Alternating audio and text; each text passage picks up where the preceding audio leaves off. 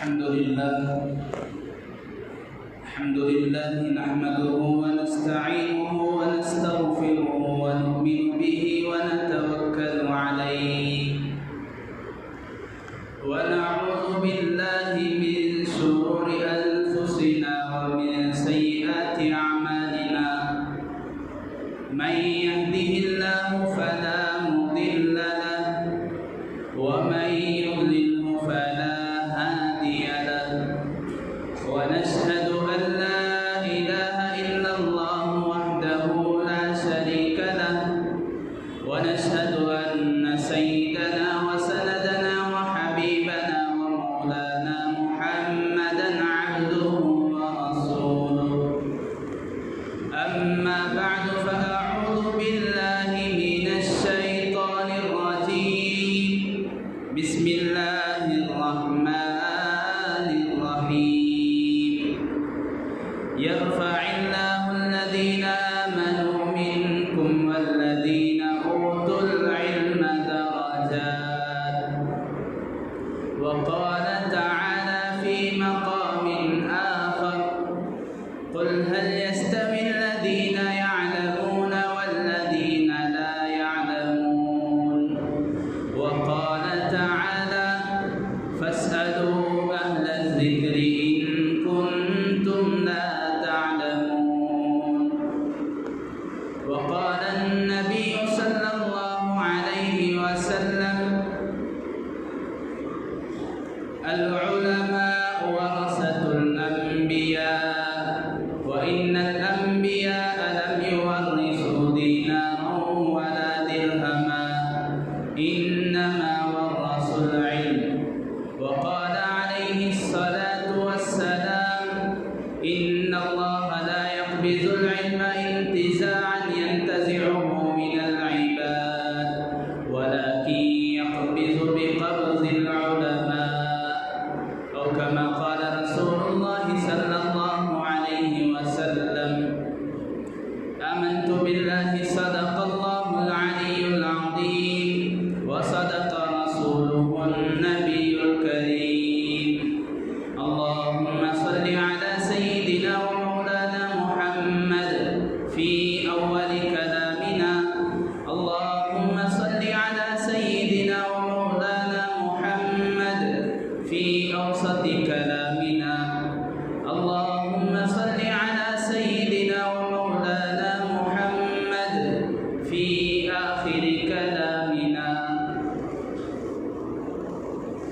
محترم معزز بزرگوں عزیز دوستوں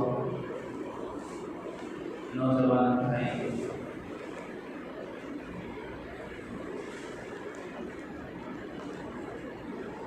امت مسلمہ میں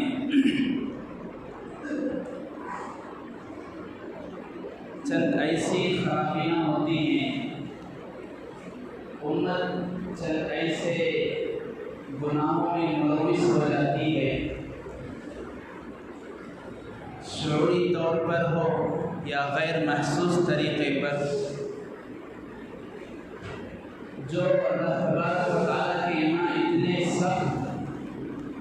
اور اللہ تبارک و تعالیٰ کو اتنے ناراض کرنے والے گناہ اور اعمال ہوتے ہیں کہ اللہ تبارک و تعالیٰ ان کی سزا اور اس گناہ کی پاداش اس گناہ اور اس غلطی کا بدلہ تو آخرت میں دے گا ہی لیکن اللہ تبارک و تعالیٰ دنیا میں بھی اس کی سزا اور اس کا مزہ چکھا لیتے ہیں چند اعمال اور چند گناہ ایسے ہیں اللہ تبارک و تعالیٰ آخرت سے پہلے موت کے بعد کی زندگی سے پہلے اپنے آنکھوں کے سامنے اللہ تبارک و تعالیٰ اس کو اس غلطی کی سزا چکھا دیتے ہیں اور بعض بندے تو ایسے ہوتے ہیں کہ غلطی کی سزا دے کر سنبھل جاتے ہیں اور بعض ایسے بھی ہوتے ہیں کہ ان کو معلوم نہیں چلتا کہ یہ کس غلطی کی سزا اللہ تبارک و تعالیٰ انہیں دے رہا ہے ایسے بہت سارے اعمال ہیں ان اعمال کی ان گناہوں کی ان نافرمانیوں کی جو اللہ کو سخت ناپسند ہے جن کی سزا اللہ دنیا میں بھی دے دیتا ہے جیسا کہ ان میں سے ایک ہے والدین کی نافرمانی، والدین کی دل آزاری، والدین کے ساتھ بدسلوکی۔ اللہ تبارک و تعالیٰ اس کی سزا تو آخرت میں دے گا، لیکن دنیا میں اللہ تبارک و تعالیٰ کما تدین تدان، جیسا اس نے اپنے والدین کے ساتھ کیا، کبھی نہ کبھی کسی نہ کسی موقع پر اس کی اولاد بھی اس کے ساتھ ویسا ہی کرے گی۔ یہ ضابطہ ہے اللہ تبارک و تعالیٰ کا۔ انہی فہرست میں سے، اسی لمبی چوڑی فہرست میں سے، انہی اعمال میں سے، انہی نافرمانیوں میں سے، بدعمالیوں میں سے ایک بہت بڑا گناہ، بہت بڑی غلطی جس میں ملوث ہے امت، جس میں مبتلا ہے ہمارا معاشرہ، اور جس کا احساس تک اکثروں کو نہیں ہے، وہ ہے علماء کی توہین، علماء سے بغض، علماء سے بدسلوکی، علماء کی بے ادبی۔ اللہ تبارک و تعالیٰ اس کی سزا بھی دنیا ہی میں ان بندوں کو چکھا دیتے ہیں جو اس میں ملوث ہوتے ہیں۔ یہ بہت سی معمولی سی بات ہم کو نظر آتی ہے، بہت ہی معمولی چھوٹی سی بھول یا غلطی ہم اس کو سمجھتے ہیں کہ کسی عالم کی توہین، کسی امام کے ساتھ بدسلوکی، کسی امام کی بے ادبی، یہ اللہ تبارک و تعالیٰ کو ناقابل برداشت ہے۔ یہ یوں ہی نہیں کہہ رہا ہوں، بلکہ قرآن و حدیث میں اس کے بے شمار دلائل، بے شمار جگہوں پر اللہ تعالیٰ نے، اللہ کے نبی علیہ السلام نے اس کی طرف اشارہ کیا ہے۔ اس بات کو سمجھنے سے پہلے ہمیں یہ بات سمجھنا ہے کہ آخر کیوں اللہ تبارک و تعالیٰ کو یہ چیز ناقابل برداشت ہے۔ بڑے بڑے گناہ ہیں، بندہ زنا کرتا ہے، چوری کرتا ہے، اللہ کی نافرمانیاں کرتا ہے، نماز چھوڑتا ہے، روزہ چھوڑتا ہے، حج طاقت اور استطاعت کے باوجود نہیں کرتا، زکوٰۃ ادا نہیں کرتا۔ ان سارے گناہوں کے سزا اللہ تبارک و تعالیٰ تو اسے آخرت میں دے گا، قبر میں دے گا، حشر میں دے گا، صراط پر سے اس کو سزا مل جائے گی۔ لیکن علماء کی توہین ایک ایسی بڑی غلطی ہے، ایسے گناہ کا ارتکاب ہے کہ بندے کو اللہ تبارک و تعالیٰ، بندے کو بلکہ اس معاشرے کو جس معاشرے میں یہ غلطی ہوتی ہے، اللہ تبارک و تعالیٰ دنیا ہی میں اس کی سزا وہ لوگ بھگتتے ہیں۔ وجہ یہ ہے کہ ہم لوگ جانتے ہیں کہ ہم تک یہ جو دین آیا ہے، قرآن آیا ہے، حدیث آئی ہے، شریعت آئی ہے، یہ نسل در نسل، یہ قوم کے بعد دوسری قوم، یہ قوم کے بعد دوسری قوم کے ذریعے اللہ تعالیٰ نے ہم تک یہ دین کو پہنچایا ہے، ہم جن کے بدولت مسلمان ہیں۔ اللہ کے نبی علیہ السلام پر اللہ نے قرآن اور حدیث شریعت اتاری، اللہ کے نبی علیہ السلام نے حضرات صحابہ کو پہنچا دیا۔ اللہ کے نبی علیہ السلام نے اپنے آخری حج میں یہ ارشاد فرمایا تھا، اے میرے صحابہ، حل بلغت رسالۃ، حجۃ الوداع میں، حجۃ الوداع میں آپ علیہ السلام نے صحابہ سے پوچھا تھا کہ کیا میرے صحابہ میں نے تم تک میرے لائے ہوئے دین اور شریعت کو پہنچا دیا ہے؟ حضرات صحابہ نے امانت داری سے کہا تھا کہ یا رسول اللہ، آپ نے صرف پہنچایا ہی نہیں، آپ نے تو کر کے بھی دکھایا۔ پھر اس کے بعد اللہ کے نبی علیہ السلام کی دنیا سے پردہ فرما جانے کے بعد پورے اعتماد کے ساتھ، پوری امانت داری کے ساتھ حضرات صحابہ نے حضرات تابعین اور تبع تابعین کو پہنچایا، اور حضرات تابعین، تبع تابعین نے اس کے بعد محدثین کو، اس کے بعد مفسرین کو، اس کے بعد حضرات اولیاء اکرام کو، حضرات اللہ کے برگزیدہ بندوں کو پہنچایا، وہ اس کے بعد کے بندوں کو، وہ اس کے بعد کے بندوں کو، اسی طرح 1400 سال سے زمانہ در زمانہ، لوگ در لوگ، اسی طرح ایک طبقے سے دوسرے طبقے کے ذریعے ہوتے ہوئے یہ دین اور یہ شریعت ہم تک پہنچی۔ تو اب حضرات صحابہ اور تابعین رضوان اللہ علیہم اجمعین، تبع تابعین، تابعین جنہوں نے اللہ کے نبی کے صحابہ کو دیکھا، ان کی صحبت میں بیٹھی، ان سے ملاقات کا شرف حاصل کیا، تبع تابعین وہ لوگ جنہوں نے ان لوگوں کو دیکھا جنہوں نے حضرات صحابہ کو دیکھا تھا، پھر ان کے بعد اسی طرح حضرات علماء میں کئی سارے طبقے بنے، کئی سارے لوگ، بعض علماء نے حضرات صحابہ سے، تبع تابعین سے علم حدیث کو لے لیا، ان کی دلچسپی حدیث کے فن میں تھی، بعض علماء نے تفسیر کے علم کو لے لیا، ان کی دلچسپی، ان کا شوق قرآن اور قرآن کے سمجھنے میں تھا، بعض علماء نے حضرات صحابہ سے فقہ مسائل کو لے لیا، اسی طرح جس کا شوق جس میں تھا انہوں نے اس کو حاصل کر لیا۔ اس طور پر پوری شریعت الگ الگ علماء، الگ الگ طبقے، الگ الگ جماعت کے ذریعے سے ہم تک پہنچی۔ اب اس کے بعد اگر کوئی، جیسا کہ آج کل ہو رہا ہے، ایک طبقہ آج جو اپنے آپ کو دیندار بھی کہتا ہے، ابھی قریب ہی کی بات کہہ رہا ہوں کہ ابھی 8-10 دن، ابھی اسی مہینے محرم کی بات ہے کہ ایک طبقہ حضرات صحابہ کرام رضی اللہ عنہم اجمعین کو مخدوش کرنا چاہتا ہے، ان پر انگلی اٹھا رہا ہے، العیاذ باللہ، العیاذ باللہ، کہتے ہوئے یہ ڈر لگتا ہے کہ کہیں ہمارا ایمان سلب نہ ہو جائے، کہیں ہم ایمان سے ہاتھ نہ دھو بیٹھے۔ یہ کہنے اتنی جرأت سے کہا جاتا ہے کہ حضرات صحابہ کرام رضی اللہ عنہم اجمعین نے ہم تک پوری امانت داری اور دیانت سے بھی نہیں پہنچایا، بلکہ انہوں نے بعض احادیث کو ہم سے چھپا دیا ہے۔ بزرگان محترم، بڑے سوچنے کی بات ہے۔ عرض اس لیے کیا جا رہا ہے کہ آج کا زمانہ سوشل نیٹ ورک کا زمانہ، گوگل کا زمانہ، یوٹیوب کا زمانہ ہے۔ ہم گوگل کھولیں، یوٹیوب کھولیں، سرے ورق پر، پہلے پیج پر، پہلے ورق پر وہی بیانات، وہی ان لوگوں کے بد کلامیاں، وہی ان لوگوں کی غلاظت، بکواس، حفوات ہمیں سننے کو ملتی ہیں، اور ہمارے نوجوان بھائی اور ہمارے وہ لوگ جو سوشل میڈیا اور اس طرح نیٹ پر جو ایکٹیو ہوتے ہیں، انہیں معلوم نہیں ہوتا کہ کیا چیز صحیح ہے، کیا غلط ہے، کس کی بات ہمیں سننا چاہیے، کس کی بات ہمیں لینی چاہیے۔ اگرچہ کہ وہ لوگ جو اس طرح کی بکواس کر رہے ہیں، حضرات صحابہ رضی اللہ عنہم پر انگلی اٹھا رہے ہیں، ان پر یہ الزام تراش رہے ہیں کہ انہوں نے ہم تک حدیث کو، شریعت کو پہنچانے میں خیانت کی ہے، نعوذ باللہ ثم نعوذ باللہ۔ انہیں اگرچہ کہ انہوں نے اپنے آپ پر علماء کا لیبل لگا لیا، اگرچہ کہ وہ نام کے تو مولوی ہیں، اگرچہ کہ وہ نام کے تو عالم ہیں، لیکن یہ ہر ایک آدمی فرق نہیں کر سکے گا کہ ہمیں کس کا بیان سننا چاہیے، ہمیں کس کا بیان نہیں سننا چاہیے۔ کوئی چیخیں مار کر بیان کر رہا ہوگا، کوئی چٹکلے سنا کر بیان کر رہا ہوگا، کوئی کچھ،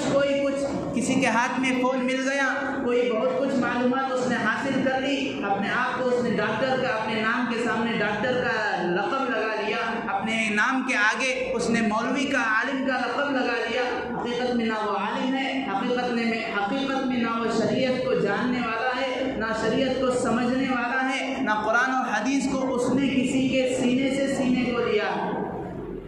قرآن اور حدیث کا جو علم، جو شریعت ہم تک پہنچی ہے علماء کے ذریعے سے، اور یہ علماء نے کس طرح حاصل کیا؟ سینہ بسینہ علم انہوں نے حاصل کیا ہے۔ کتابیں پڑھ لینے سے کوئی عالم نہیں بنتا، کتابیں پڑھ لینے سے کوئی ڈاکٹر نہیں بنتا۔ مثال کے طور پر آج ڈاکٹری کا فن ہے، انجینئرنگ ہے، اور اسی طرح ایڈوکیٹ، یہ ایک مستقل فنون ہے۔ کوئی بھی آدمی مستقل کتابیں پڑھ لے تو قانون اور حکومت اسے جو ہے ڈاکٹر کی سرٹیفکیٹ نہیں دیتی۔ کوئی بھی آدمی از خود لائر بننے کے لیے جو کتاب، جو نصاب ضروری ہے، اس کو اگرچہ کہ خود ہی اچھی طرح پڑھ بھی لے، لیکن پھر بھی اس کو جو ہے شریعت کے قانون کی نظر میں، حکومت کی نظر میں اسے لائر نہیں سمجھا جاتا۔ بالکل اسی طرح شریعت کا بھی، قرآن کا بھی، حدیث کا بھی مسئلہ ہے کہ یہ انٹرنیٹ کا زمانہ ہے، اس پر ہزاروں قسم کی احادیث کی کتابیں مل جائیں گی، ہزاروں قسم کی تفسیر کی کتابیں مل جائیں گی، ہزاروں قسم کی فقہ اور اسی طرح شریعت کے مسائل کی کتابیں مل جائیں گی۔ اگر ان کو کوئی گھول کر پی بھی لے، ان کو یاد کر لے، پھر بھی اس کو عالم نہیں کہتے۔ وجہ یہ ہے کہ حضرات صحابہ کرام رضی اللہ عنہم اجمعین نے آپ علیہ السلام کی صحبت میں بیٹھ کر آپ کے سامنے زانوئے تلمس کیا، آپ کے سامنے دو زانو بیٹھا، تب جا کر ان کو علم حاصل ہوا، آپ علیہ السلام کے سینے سے ان کے سینے میں منتقل ہوا۔ پھر حضرات صحابہ کرام کی صحبت میں تابعین نے بیٹھا تو ان کو کے سینے سے علم حاصل ہوا، اسی طرح ایک طبقے سے ایک جماعت سے منتقل ہوتے ہوتے ہم تک پہنچا ہے۔ الغرض عرض کرنے کا منشا یہ ہے کہ ہمیں اس دور میں چوکنا رہنے کی ضرورت ہے، ہر اعتبار سے بھی۔ جہاں پر ہر طرح کے فتنے ہیں، جہاں پر ہر طرح کی مصیبتیں امت مسلمہ پر منڈرا رہی ہیں، انہی فتنوں میں سے، انہی حوادثات میں سے، انہی مصیبتوں میں سے ایک فتنہ یہ بھی ہے کہ بعض لوگ اپنے آپ کو شریعت کا قانون، شریعت کی فہم رکھنے والے اپنے آپ کو بتائیں گے، اپنے آپ کی پہچان اس طرح کرائیں گے، ہم فلاں ہیں، لیکن ان کی حقیقت ہمیں ان کے بعد سے معلوم ہو جائے گی کہ کتنے پانی میں ہے۔ کہ حضرات صحابہ کرام پر انگلی اٹھا رہا ہے تو حقیقت میں اس کے مسلمان ہونے میں بھی شک و شبہ ہوتا ہے، چاہے وہ کتنا ہی بڑا اپنے آپ کو عالم بتاتا ہو، کتنی ہی بڑی اس نے داڑھی رکھی ہو، کتنی ہی بڑی اس نے جبہ پہنا ہو، کیسی ٹوپی اس نے پہنی ہو، یہ نہیں دیکھا جاتا، اس کی باتیں، اس کی سوچ، اس کا عقیدہ حضرات صحابہ کرام رضی اللہ عنہم اجمعین کے متعلق کیا ہے۔ وجہ یہ ہے کہ اگر حضرات صحابہ کرام رضی اللہ عنہم اجمعین حجۃ الوداع کے بعد حضرات صحابہ اس دین کو، اس قرآن کو، اس حدیث کو، اس شریعت کو لے کر ملک در ملک، علاقہ در علاقہ، گلی در گلی، کوچہ در کوچہ اگر وہ عالم میں نہ پھیلتے تو آج میرا اور آپ کا شمار شاید کے مسلمان گھرانے میں ہوتا۔ تو اگر کوئی ان پر انگلی اٹھاتا ہے تو نعوذ باللہ وہ اللہ کے نبی علیہ السلام پر انگلی اٹھا رہا ہے۔ اس لیے درمیان میں ایک گزارش یہ ہے کہ ہم سوشل میڈیا پر ایکٹیو ہیں، بیانات سنتے ہیں، کسی سے ہم شریعت سن رہے ہیں، سیکھ رہے ہیں، اچھی بات ہے، لیکن جس طرح ہر ایک کے گھر کا ایک فیملی ڈاکٹر ہوتا ہے، ایک فیملی انجینئر ہوتا ہے، فیملی لائر ہوتا ہے، ہم اسی طرح ایک ایسے اپنے فیملی، ہمارے مولانا، اپنے مولانا، ہم اس طرح کسی ایک عالم کو اپنے گھر سے جوڑیں، اس سے مشورے کریں کہ کس کے بیانات سننا چاہیے۔ سوشل میڈیا پر دین اور اسلام کا لیبل لگا کر بہت ساری چیزوں کو پھیلایا جا رہا ہے، ہم کس چیزوں کو اپنائیں، کس چیزوں کو لیں، کن چیزوں سے اپنے آپ کو بچائیں۔ اس لیے کہ ایمان کا مسئلہ ہے، آدمی تھوڑی سی بھول کی وجہ سے اپنے ایمان سے ہاتھ دھو بیٹھے گا اور اس کو کان خبر تک نہیں ہوگی۔ الغرض میں یہ عرض کر رہا تھا کہ ہم تک یہ جو دین اور اسلام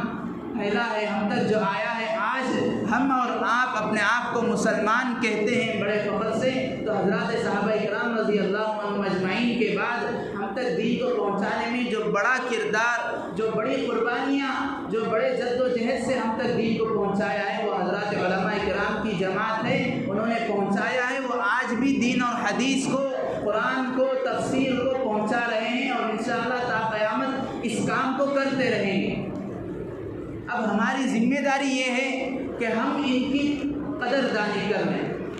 ہم ان کی تکریم کریں، ان کی توہین سے اپنے آپ کو بچائیں، ان مجلسوں سے، ان بیٹھکوں سے، ان نشستوں سے، ان لوگوں سے اپنے آپ کو دور رکھیں جو حضرات علماء پر نکتہ چینی کرتے ہیں، حضرات علماء کی غیبت کرتے ہیں۔ ایک بہت بڑے عالم گزرے ہیں علامہ نووی رحمۃ اللہ علیہ، انہوں نے لکھا ہے کہ ساری غیبتوں میں سب سے بدترین غیبت وہ علماء کی غیبت ہے۔ علماء کی غیبت کا مطلب یہ ہے کہ علماء سے عوام کو وہ شخص کاٹ رہا ہے، بھائی فلاں مولانا ایسے ہیں، فلاں امام صاحب ایسے ہیں، فلاں یہ کرتے ہیں، فلاں کا عمل ٹھیک نہیں ہے، اگرچہ کہ وہ بد عمل ہی کیوں نہ ہو۔ جس طرح ایک پہلوان ہوتا ہے، پہلوان اپنے موت کے بعد جو اس کا بیٹا ہوتا ہے وہی اس کا وارث ہے، چاہے اس کا بیٹا نابینا ہو، چاہے اس کا بیٹا لولا ہو، لنگڑا ہو، چاہے دبلا ہو، پتلا ہو، موٹا ہو، گڈھا ہو، جیسا بھی ہو اس کا وارث وہی ہوتا ہے۔ ایسا نہیں کہ بھئی ایک پہلوان کا وارث وہ پہلوان ہی ہونا چاہیے، جو میرا بیٹا جو ہے، چلو میرا بیٹا یہ کمزور ہے، یہ میرا وارث نہیں ہو سکتا، کسی اور کو پکڑ کر لاؤ میں اس کو وارث بنوں گا، یہ نہ دنیا کا رواج ہے نہ شریعت کا اصول۔ بالکل اسی طرح علماء کے وارث، العلماء ورثۃ الانبیاء، اللہ کے نبی نے فرمایا علماء یہ انبیاء کے وارث ہوتے ہیں، اور وارث جیسا بھی ہو وہ وارث ہی ہے، چاہے وہ عالم چھوٹا ہو، بڑا ہو، ورلڈ فیمس ہو، چاہے وہ مشہور نہ ہو، چاہے وہ مقبول نہ ہو، چاہے وہ بد عمل ہی کیوں نہ ہو، پھر بھی وہ ایک عالم ہونے کے ناطے، عالم ہونے کی وجہ سے انبیاء کا، اللہ کے نبی علیہ الصلوۃ والسلام کا وارث ہے، اس کا ادب کرنا ہر حال میں ہمارے لیے اخلاقی فریضہ بھی ہے اور دینی فریضہ بھی ہے۔ یہود و نصارہ نے یہ سوچا، چونکہ یہود و نصارہ کی اسلام سے اور مسلمانوں سے جو دشمنی ہے اللہ کے نبی علیہ السلام کی آمد سے پہلے سے ہے، اس لیے وہ اپنی ان حرکتوں سے وہ قیامت تک باز نہیں آئیں گے۔ طرح طرح کے وہ ہیلے بہانے، چال بازیاں، مکاریاں، سازشیں وہ کرتے رہیں گے تاکہ اسلام اور مسلمانوں کو ختم کیا جائے۔ آج بھی وہ طرح طرح کے کر رہے ہیں۔ ان کی سازشوں میں سے ایک سازش انہوں نے کئی دن پہلے یہ چال چلی تھی کہ ہم علماء کو ختم کر دیں، اس لیے کہ جو اسلام، جو علم، جو قرآن اور حدیث امت مسلمہ میں باقی ہے وہ انہی لوگوں کی وجہ سے۔ اب علماء کو تو یوں ہی ختم نہیں کر سکتے، علماء کو تو یوں ہی نہیں مان سکتے، اس لیے اندرونی طور پر، خفیہ طور پر یہ چال چلائی انہوں نے کہ عوام کے سامنے علماء کی برائیاں بیان کرو۔ نہیں، تم جس امام کے پیچھے نماز پڑھتے ہو وہ یہ کرتا ہے، وہ یوں کرتا ہے، تم جس عالم سے اپنا کانٹیکٹ رکھتے ہو، تعلق رکھتے ہو، تم جس عالم سے مربوط ہو، اپنا ربط رکھتے ہو، وہ اس طرح بدعمل ہے، اس کے اخلاق یہ ہے، وہ یوں کرتا ہے، وہ یوں کرتا ہے۔ اس طرح انہوں نے بس اس کو چنگاری لگا کر چھوڑ دیا۔ آج وہی کام آج ہمارا معاشرہ کر رہا ہے۔ ہم لوگوں کو دیکھنے میں ایسے لوگ ملیں گے،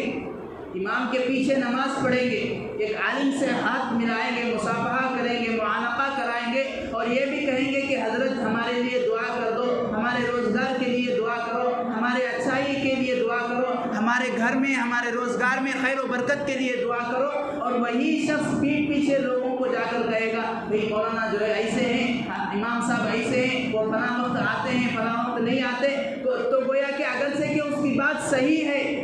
اگرچہ کہ اس کی بات صحیح ہو، پھر بھی وہ عوام کو علماء سے کاٹ رہا ہے، وہ وہی کام کر رہا ہے جو یہودیوں نے کام کو شروع کیا تھا۔ بزرگان محترم، جیسا بھی عالم کیوں نہ ہو، جیسا بھی امام کیوں نہ ہو، ان کے ذریعے سے دین ہمارے معاشرے میں، ہماری امت میں دین باقی رہتا ہے، اسلام باقی رہتا ہے، علم باقی رہتا ہے۔ ڈاکٹری کا فن باقی رہنے کے لیے ڈاکٹروں کا ہونا ضروری ہے، انجینئرنگ کا فن باقی رہنے کے لیے انجینئر کا ہونا ضروری ہے، ہر فن کے باقی رہنے کے لیے اس فن کے ماہرین کا ہونا ضروری ہے۔ اسی طرح اگر اسلام ہمارے معاشرے میں، ہماری امت میں اگر اسلام، دین، شریعت، علم باقی رہنا ہے تو علماء کا بھی باقی رہنا ضروری ہے، چاہے وہ کیسا بھی عالم کیوں نہ ہو، جیسا کہ وہ بے عمل ہی کیوں نہ ہو۔ علماء نے یہاں تک کہا ہے کہ ایک آدمی بکری کو پالتا ہے، ایک آدمی اونٹنی کو پالتا ہے، ایک آدمی گائے کو پالتا ہے تو اس کے دودھ سے وہ فائدہ اٹھاتا ہے۔ بکری کا دودھ پی رہا ہے، اونٹنی کا دودھ استعمال کر رہا ہے، گائے کا دودھ وہ اپنے لیے بھرپور استعمال کر رہا ہے، تو جب وہ اس کے دودھ سے فائدہ اٹھا رہا ہے، چاہے بکری کا دودھ ہو، اونٹنی کا دودھ ہو اور اسی طرح بھینس کا دودھ ہو، وہ اس کے دودھ کو پال کر اس کے دودھ سے فائدہ اٹھا رہا ہے، تو جو اس کی مینگنیاں ہیں، جو اس کا گوبر ہے، جو اس کی لید ہے، وہ بھی تو اسی کو اٹھانا پڑے گا۔ میں بکری پال رہا ہوں، میں صرف اس کا دودھ پی لوں، اس کی مینگنیاں اٹھانے سے انکار کر دوں اور یہ کہوں کہ بھائی میں اس کی مینگنیوں کو نہیں اٹھاؤں گا، تو بازو والا آ کر اٹھائے گا، کیا میرا پڑوس آ کر اس کی مینگنیوں کو صاف کرے گا؟ حضرات علماء فرماتے ہیں بالکل اسی طرح ہم کسی عالم کے پیچھے نماز پڑھ رہے ہیں، عالم، امام گویا کہ ہماری نماز کو اللہ تک پہنچانے والا ہے۔ اس لیے فرمایا گیا جس طرح ایک گاڑی کا ڈرائیور ہوتا ہے، بس کا، کار کا، وہ ہمیں اپنی منزل تک پہنچاتا ہے، ہم اس کی گاڑی میں سوار ہوتے ہیں، بالکل اسی طرح ایک عالم، ایک امام ہماری نماز کو اللہ تک لے جا کر پہنچانے والا ہے۔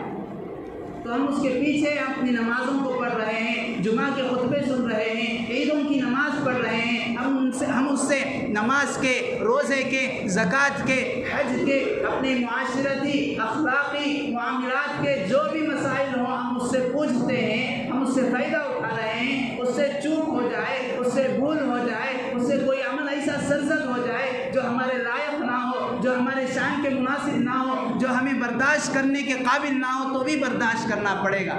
ورنہ تو اس کی مثال ایسی ہوگی کہ وہ شخص دودھ کو تو استعمال کر رہا ہے اور اس کی غلاظت اٹھانے سے انکار کرے گا۔ اگر ایسا ہی معاملہ چلتا رہا، ایک آدمی صرف دودھ کو استعمال کر رہا ہے، بکری کے، بھینس کے، اونٹنی کے، اس کی مینڈی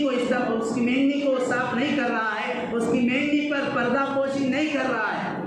بھائی بکری مینڈی کر رہی ہے، اونٹنی اپنی گائے، اونٹنی بھینس جو ہے اپنی غلاظت نکال رہے ہیں، تو وہ دنیا کو تھوڑی دکھائے گا میری بکری نے مینڈی کر دی، میری اونٹنی نے غلاظت کر دیا، گوبر کر دیا۔ عقل مند تو نہیں ہے، بلکہ وہ جو ہے جتنا جلدی ہو سکے اس کو اٹھائے گا، اور تاکہ کوئی دوسرا شخص نہ دیکھ لے، پاک صاف کر کے اس کی جگہ کو، اپنے گھر کو اور اس کا جو شیڈ ہوتا ہے اس جگہ کو پاک صاف رکھتا ہے۔ بالکل یہی ذمہ داری ہماری بھی ہے کہ ایک عالم جس سے ہم فائدہ اٹھاتے ہیں، ایک امام جس سے ہم اپنی نمازوں کو پڑھواتے ہیں، اپنا بچہ پیدا ہو جائے تو اس کا نام رکھواتے ہیں، اس کے کان میں اذان دلواتے ہیں، اقامت دلواتے ہیں، پھر وہ بڑے ہونے پر اس کے احکامات، بالغ ہونے پر، شادی کی عمر پر پہنچنے پر،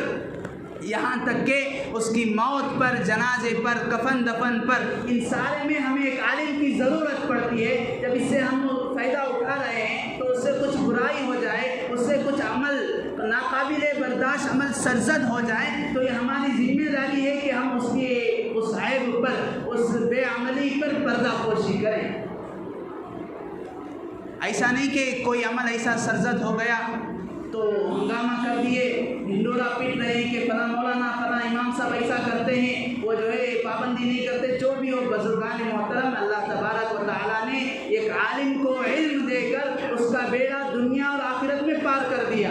اب وہ کہیں نہیں پھنسے گا۔ ایک حدیث پاک ہے، حضرت ابو موسیٰ اشعری رضی اللہ عنہ روایت کرتے ہیں، وہ کہتے ہیں اللہ کے نبی علیہ السلام نے ارشاد فرمایا، یبعث اللہ العباد یوم القیامہ، اللہ تبارک و تعالیٰ قیامت کے دن بندوں کو اٹھائے گا، اور ثم یمیز العلماء، پھر ان بندوں میں سے، ساری امت میں سے علماء کو الگ کرے گا، پھر اللہ تعالیٰ کہے گا فیقول لهم یا معشر العلماء، اے میرے پیارے بندوں، اے علماء کی جماعت، انی لم اضع نوری فیکم الا لعلمی بکم ولم اضع علمی فیکم لأعذبکم انطلقوا فقد غفرت لکم۔ حضرت ابو موسیٰ اشعری صحابی رسول روایت کرتے ہیں کہ اللہ تبارک و تعالیٰ کہے گا، اے علماء کی جماعت، میں نے اپنے نور کو تمہارے اندر، میں نے اپنے علم کو تمہارے اندر اس لیے نہیں رکھا کہ میں تمہیں عذاب دوں، تم جاؤ بغیر حساب و کتاب کے، آج کے دن تمہیں کوئی عذاب نہیں ہوگا جو میں نے تمہاری مغفرت کر دی۔ ایک بہت بڑے عالم گزرے، حضرت امام اعظم ابو حنیفہ رحمۃ اللہ علیہ کے شاگرد ہیں، حضرت امام محمد رحمۃ اللہ علیہ، جن کے ہم پیروکار ہیں، ہم جس مذہب پر چلتے ہیں، اپنے آپ کو حنفی کہتے ہیں، تو وہ مذہب ہم تک، وہ طریقہ ہم تک پہنچانے میں ان کا بہت بڑا ہاتھ ہے۔ امام محمد رحمۃ اللہ علیہ جب ان کا انتقال ہوا تو کسی نے ان کے شاگردوں میں سے کسی نے ان کو خواب میں دیکھا، پوچھا حضرت آپ کے ساتھ کیا معاملہ ہو؟ حضرت نے کہا جب میری پیشی اللہ کے سامنے ہوئی تو اللہ تبارک و تعالیٰ سے میں نے کہا، اللہ تعالیٰ نے پوچھا کیا کہتے ہو، کیا لے کر آئے ہو؟ میں نے کہا اے باری تعالیٰ، میں تو بس اتنا عرض کرنا چاہتا ہوں کہ میری مغفرت فرما، مجھے معاف فرما۔ اللہ تبارک و تعالیٰ نے کہا اے میرے بندے، اگر میں تجھے سزا دینا ہوتا، جہنم میں بھیجنا ہوتا اور عذاب سے تجھے گزارنا ہوتا، میں تجھے علم کیوں دیتا؟ جا میں تجھے معاف کرتا ہوں، جا تو جنت میں چلے جا۔ بزرگان محترم، وہ جیسا بھی ہو، ایک عالم بے عمل ہی کیوں نہ ہو، اللہ تبارک و تعالیٰ نے اس کا بیڑا تو پار کر دیا، اب ہم اس کے پیچھے لگ کر، اس کی چھوٹی بڑی عیوب کے پیچھے لگ کر ہم اپنی دنیا کو بھی خراب کرتے ہیں اور اپنی آخرت کو بھی خراب کرتے ہیں۔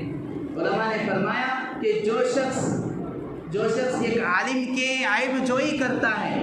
ایک عالم کے پیچھے، ایک امام کے پیچھے لگا رہتا ہے کہ کب موقع ملے ہاتھ کو اس کی چھوٹی سی بھول، چھوٹی سی سہو، اس کی چھوٹی سی کوتاہی کو لے کر اس کو سرخیوں میں لایا جائے، اس کو ڈھنڈورا پیٹا جائے، اس کام میں جو لگا رہتا ہے اس کی موت جو ہے کلمے پر ہونا مشکل، موت کے وقت اس کی زبان پر کلمہ نہیں آتا، خاتمہ بالخیر ہونا مشکل ہے، بہت باریکی والا مسئلہ ہے۔ اللہ کے نبی علیہ السلام نے اسی لیے ارشاد فرمایا، من لم يرحم صغیرنا ولم يعقر کبیرنا ولم يبجل علماءنا فلیس منا۔ تین باتیں آپ نے فرمائی، چھوٹوں پر رحم کرو، بڑوں کا اکرام کرو، علماء کا ادب کرو، ان کی قدر کرو۔ جو شخص چھوٹوں پر رحم نہیں کرتا، بڑوں کی توقیر اور ان کا ادب نہیں کرتا، علماء کی قدر نہیں کرتا، وہ ہم میں سے نہیں ہے۔ ہم اس طرح کئی حدیثیں سنتے ہیں، جیسے اللہ کے نبی نے فرمایا من غش فلیس منا، جو دھوکہ دے وہ ہم میں سے نہیں ہے۔ ایسی بہت ساری احادیث میں اللہ کے نبی نے ایک جملہ فرمایا فلیس منا، وہ ہم میں سے نہیں ہے۔ ہم میں سے نہیں ہے مطلب کیا ہے؟ علماء نے فرمایا کہ وہ مسلمانوں میں سے نہیں ہے۔ ایک اور اس کی تشریح علماء نے فرمائی، بڑی خطرناک اور بڑی قابل ڈر خوف کے ایک تشریح فرمائی، وَكَأَنَّهُ تَوَعَّدَهُ بِأَلَّا يَدْخُلَ فِي شَفَاعَتِهِ مَثَلًا، گویا کہ اللہ کے نبی علیہ السلام نے اس کو یہ دھمکی دی ہے، اس کو یہ وعید بیان فرمائی ہے کہ جو شخص چھوٹوں پر رحم نہیں کرتا، بڑوں کا اکرام نہیں کرتا، علماء کی توہین کرتا ہے، علماء کی ناقدری کرتا ہے، وہ کل قیامت کے دن میری شفاعت میں داخل نہیں ہوگا۔ بزرگان محترم،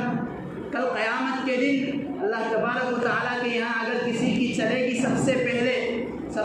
اگر کسی کی سفارش قبول ہوگی، وہ اللہ کے نبی علیہ السلام کی سفارش ہے۔ حدیث پاک میں آتا ہے سارے انبیاء سفارش کرنے سے انکار کر دیں گے، ہر ایک جو ہے اللہ کے غضب سے، اللہ کے قہر سے خوف کھا رہا ہوگا۔ سارے انبیاء کہیں گے ہم سفارش نہیں کر سکتے اپنی امت کو، سارے انبیاء جو ہے اللہ کے نبی کے پاس بھیج دیں گے۔ اللہ کے نبی علیہ السلام اللہ تبارک و تعالیٰ کے حضور میں بارگاہ میں سجدے میں گر جائیں گے۔ اللہ تبارک و تعالیٰ اس وقت اللہ کے نبی سے فرمائے گا یا محمد ارفع رأسک سل تعطک واشفع تشفع، اے محمد آپ سر اٹھائیے، آپ جو پوچھنا ہے پوچھیے، جو مانگنا ہے مانگیے، جس کی سفارش کرنا ہے سفارش کیجیے، آپ کی سفارش قبول کی جائے گی۔ بعد میں اللہ کے نبی علیہ السلام کی سفارشوں کا سلسلہ شروع ہوگا۔ اگر اللہ کے نبی علیہ السلام نے انکار کر دیا کہ یہ میرا امتی نہیں ہے، یہ میری سفارش میں داخل نہیں ہے، تو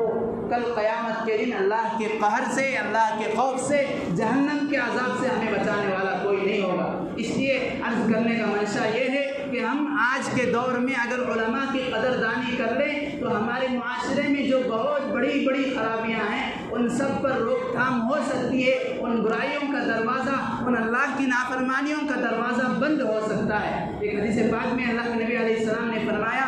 تفسیر کی کتابوں میں آتی ہے یہ حدیث کہ من اہان العالم فقد اہان العلم، جس نے عالم کی توہین کی اس نے علم کی توہین کی۔ من اہان العلم فقد اہان النبی، جس نے علم کی توہین کی اس نے نبی کی توہین کی، نبی کی بے ادبی کی۔ من اہان النبی فقد اہان جبریل، جس نے نبی کی توہین کی اس نے جبرائیل کی توہین کی۔ من اہان جبرائیل فقد اہان اللہ، جس نے جبرائیل کی توہین کی، بے ادبی کی، اس نے اللہ کی توہین کی۔ من اہان اللہ اہانہ اللہ یوم القیامہ، جس نے اللہ کی توہین کی اللہ تبارک و تعالیٰ کل قیامت کے دن اس کو ذلیل کرے گا۔ یہی ذلت اور رسوائی ہے کہ وہ اللہ کے نبی علیہ السلام کی سفارش کا حقدار نہیں ہوگا۔ بزرگان محترم، اس لیے علماء کی قدر کرنے کی آج ہمیں سخت ضرورت ہے۔ علماء کی قدر سے مطلب ان کی پوجا کرنا نہیں ہے، علماء کی قدر سے مطلب یہ ہے کہ ہم جو ہے اپنے آپ کو ان کی توہین سے اور ایسے چیزوں سے، ایسے لوگوں سے، ایسی مجلسوں سے بچائیں جہاں پر ان کی بے ادبی کی جاتی ہے۔ میں نے اسی لیے عرض کیا، عالم جیسا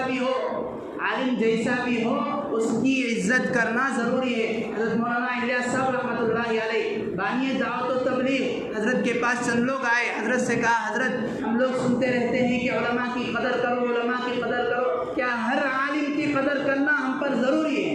چاہے وہ بے عمل کیوں نہ ہو، کیا ہم اس کی قدر کریں، اس کا اکرام کریں؟ حضرت نے فرمایا مجھے ایک بات بتاؤ کہ قرآن پاک کا کوئی ٹکڑا تمہارے پاس ہے، قرآن پاک کا کوئی ورق، پھٹا ہوا ورق تمہارے پاس ہوتا ہے تو کیا تم اس کی تکریم نہیں کرتے، اس کا ادب نہیں کرتے؟ انہوں نے کہا ضرور کرتے ہیں۔ پھر حضرت نے پوچھا کہ قرآن پاک کے آدھے اوراق تمہارے پاس ہوں تو کیا اس کی تکریم کرتے ہیں، اس کی عزت کرتے ہو؟ لوگوں نے کہا ضرور، اس کو بھی اپنے دل سے لگاتے ہیں۔ پھر حضرت نے پوچھا اگر پورا قرآن اچھے مصحف کے شکل میں، کتاب کی شکل میں تمہارے پاس ہے، کیا اس کو بھی گلے سے نہیں لگاتے؟ انہوں نے کہا ضرور، اس کا بھی ادب کرتے ہیں۔ حضرت نے فرمایا چاہے عالم جیسا بھی کیوں نہ ہو، جس طرح قرآن پھٹا ہوا ورق ہو، جس طرح قرآن چاہے سعودیہ کا چھپا ہوا ہو، انڈیا کا چھپا ہوا ہو، جہاں کا بھی چھپا ہوا ہو، تم اس کا ادب کرتے ہو، اس طرح کتاب اللہ کا ادب تمہارے پاس ضروری ہے، اس طرح رسول اللہ کے وارثوں کا بھی ادب ہر حال میں، ان کی قدر ہر حال میں ضروری ہے۔ حضرت مولانا انعام الحسن صاحب رحمۃ اللہ علیہ حضرت کے پاس، حضرت نے ایک مرتبہ فرمایا تھا کہ جو شخص علماء کی صحبت میں نہیں بیٹھتا وہ ہمیشہ جاہل رہتا ہے، اور جہالت اور جاہل کا انجام جہنم ہے۔ بزرگان محترم، جب آدمی علم سے آراستہ ہوگا تو اسے صحیح اور غلط کی پہچان ہوگی۔ جب آدمی کے پاس علم ہوگا حلال اور حرام کی تمیز ہوگی۔ جب آدمی کے پاس علم ہوگا زنا اور نکاح میں فرق معلوم کرے گا۔ جب آدمی کے پاس علم ہوگا تو ماں کی محبت کیسی ہوتی ہے، بیوی سے محبت کیسی ہوتی ہے، بہن کی محبت کیسی ہوتی ہے، ان چیزوں میں فرق کرنے کے لیے یہ ایک چیز کی ضرورت ہے، وہ علم کی ہے، اور علم اہل علم کے پاس ملتا ہے۔ قل هل يستوي الذين يعلمون والذين لا يعلمون، اللہ تعالیٰ نے فرمایا کہہ دیجئے اے نبی جی، اپنی امت تک یہ پیغام پہنچا دیجئے کہ علم والے اور اہل علم والے برابر نہیں ہو سکتے۔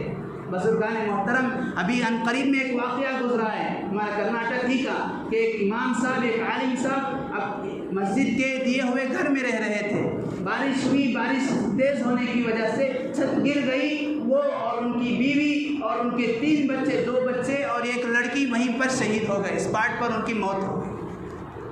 اور ان کی بیوی بھی ایک عالمہ تھی،